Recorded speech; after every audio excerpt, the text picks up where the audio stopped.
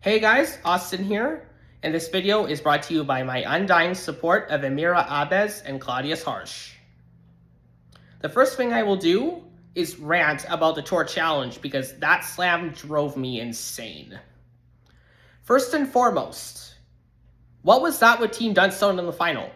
Now, I don't want to get too upset about it because I know how good their season has been, but I'm left wondering what would have happened had Matt hit that stone on the high side in the fifth end and taken his deuce, instead of having Ryan carve it way too much so that it overcurled and jammed and gave up a steal of 1, and they eventually lost the game 5-2. What's with that? Curling gods do better. Silvana Tiranzoni and her team had a bad day in the women's final, but are you sure you couldn't have just had them struggle this Saturday? Either in the quarterfinals against Isabella Rano or in the semis against Schwaller. It would have been nice to see the team from Zurich make their first slam final, and I'm not very happy with how that turned out. I don't even care if I mispronounce your last name anymore. Team Kayla Skrillick, why are you not pressing the panic button before trials? I just don't get why you're being so bad so close to trials. Do something, or you're going to be winless at the trials and have a terrible season.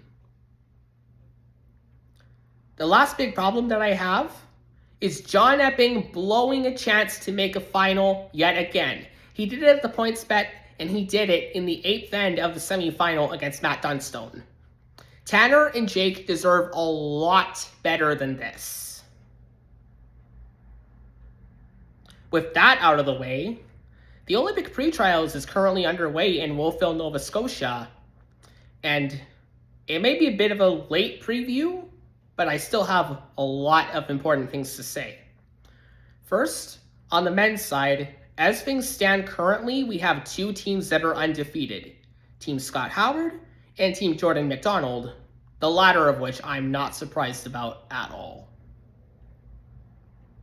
On the women's side, we also have 2 undefeated teams, Team Kayla McMillan and Team Selena Sturmey, hence why I'm wearing my Alberta jersey from the Scotties a couple of years ago.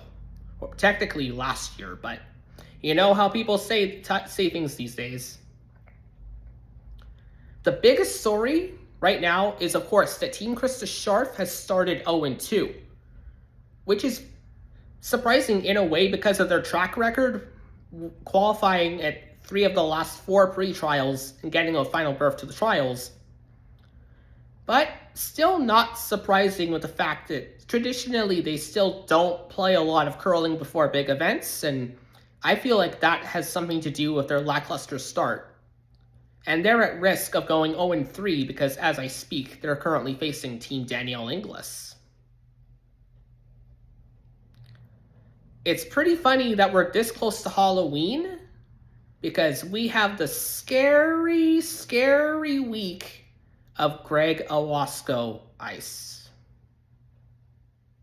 Unbelievable. It's so bad to the point that I'm thinking of not even watching the live streams and just waiting for the draws to be done so I can catch up, because I'm already starting to get infuriated. It's going to be really fun to see who makes the best of 3 finals on the men's and women's side.